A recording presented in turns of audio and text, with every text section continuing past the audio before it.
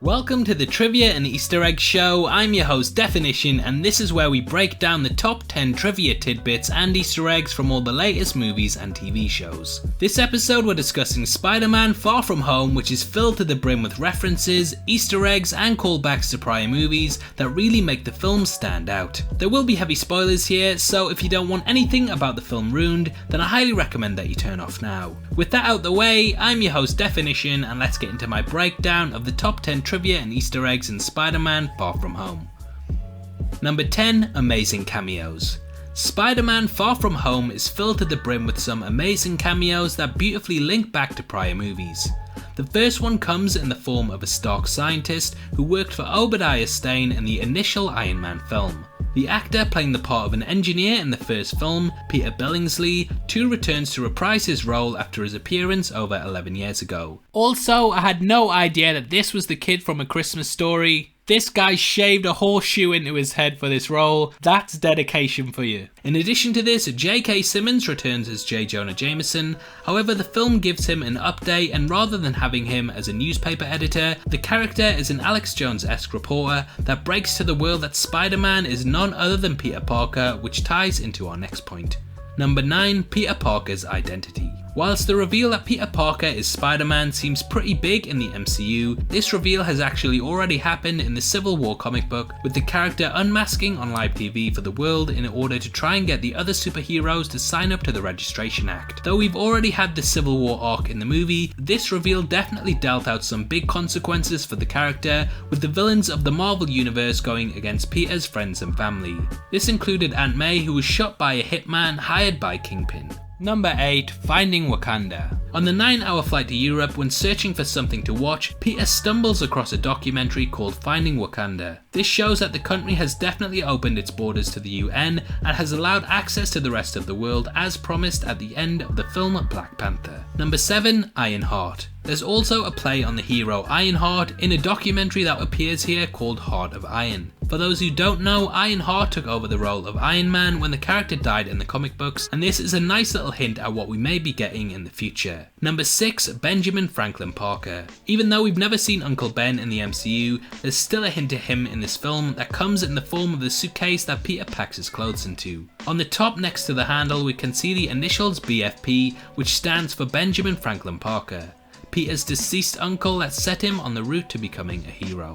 Number 5. London Bridge. In the film, when flying to take Mysterio head-on for the final battle, Happy Hogan, who is piloting the plane, drops a line about Nick Fury telling him to go to London Bridge, which he realises is in fact Tower Bridge.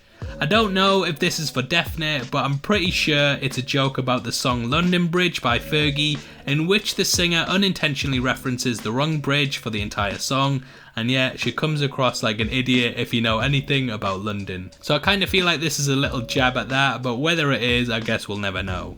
Number 4. Peter's passport. In the movie, Peter Parker's passport lists his birthday as August 10th, which just so happens to be 2 days after mine, by the way, and this is significant because Spider-Man's first appearance was in Amazing Fantasy 15, which was released on August 10th, 1962. Number 3. Jake Gyllenhaal. Jake Gyllenhaal is actually no stranger to Spider-Man films, and after Tobey Maguire seriously injured his back during the filming of Seabiscuit, Gyllenhaal was almost recast as the central character because no one thought that he would be able to film the movie. Maguire's back did heal, and he was able to go on and shoot the sequel, which has an in-joke about his back being hurt when he falls during a failed swing.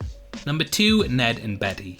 In the film, Peter's guy in a chair Ned ends up getting pretty close to Betty, and the two become boyfriend and girlfriend. Though this is really short-lived, it's actually a reference to the comics in which Betty Brant and the Hobgoblin, Ned Leeds, got wed. Though Ned definitely isn't a villain, this is a cool little reference to when the two tied the knot, that in the film shows their future would have disastrous consequences if they continued on their relationship.